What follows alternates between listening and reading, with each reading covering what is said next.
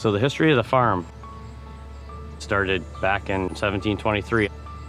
I'm the 13th generation, and we turned 300 years this year, which is pretty exciting.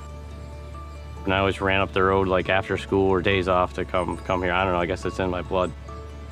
And Grandpa always said if we wanted to come back to the farm, there'd be cows here for us. So my wife and I decided to try it on our own. And when we decided to come back here, it was ecstatic. I always joke, I said, I winked at her and said, you want to try it? And she said, oh yeah, sure. When I met Robby, I didn't know anything much about dairy farming or milking cows.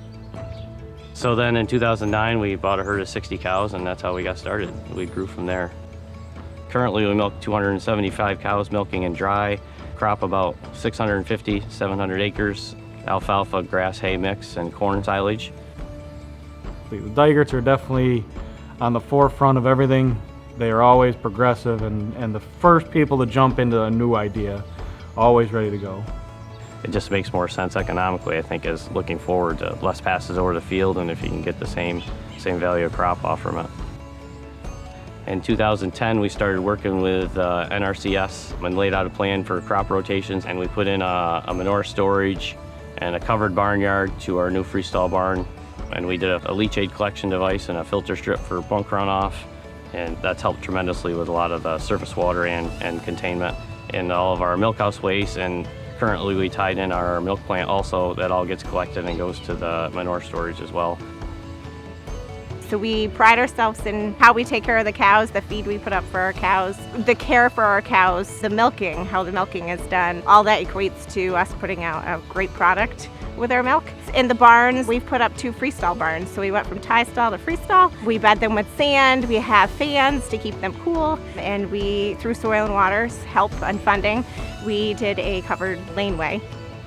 So when the cows are brought into milk, they walk in this concrete laneway.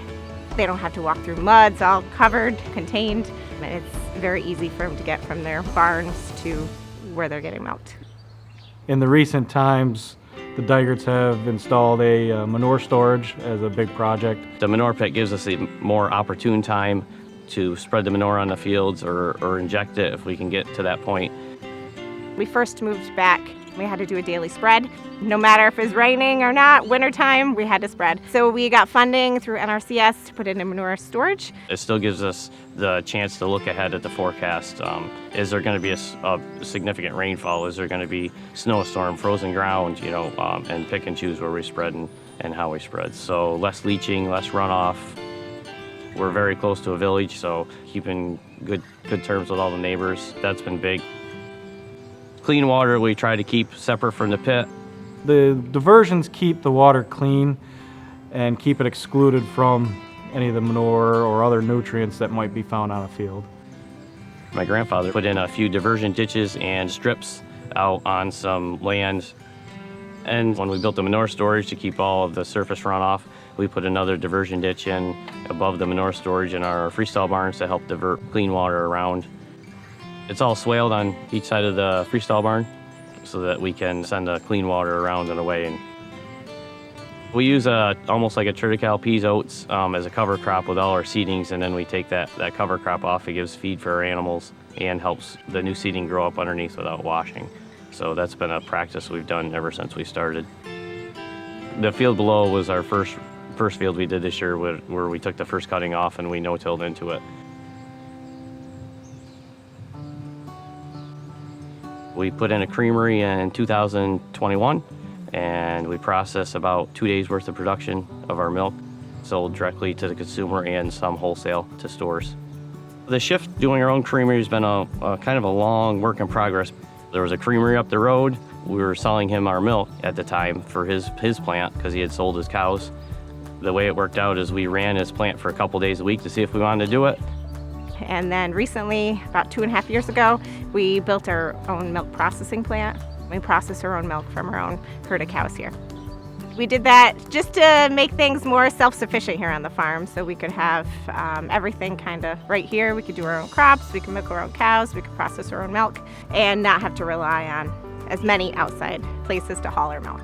Currently, we have over 250 homes we deliver to and another probably close to 100 stores. Now we have 8 routes, and pretty much the radius is about an hour from our farm that we go. This week I think we did like 3,600 gallons processing, and then this year we added ice cream mix to soft serve places, making mix for them.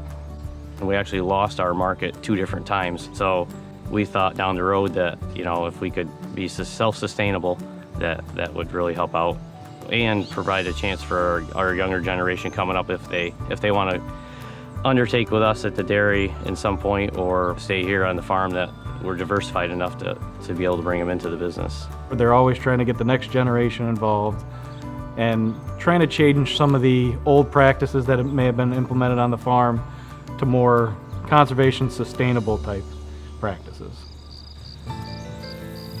Land ethic, I see it as like your individual responsibility to take care of the land. Treat it in a way that it's around for the next generation. The previous generation left it for us in a decent way, and we have the obligation to leave it for the next.